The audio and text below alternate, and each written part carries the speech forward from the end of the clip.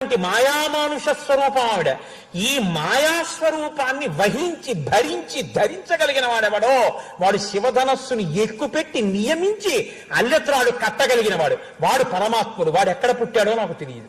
వాడు నరుడిని తీసుకొచ్చి భర్తగా పెడదామంటే వాడు చేసుకున్న కర్మక పుట్టిన నరుడు భర్త కాలేడు. సీతమ్మ రాముడు ఎవరో చెప్పగలదు. విష్ణువు నరరూపంలో ఎక్కడున్నాడో చెప్పగలిగినటువంటి తల్లి భూమండలం మొత్తం మీద మైథిలి ఒక్కతే. సీతయే రాముణ్ణి చెప్పాలి.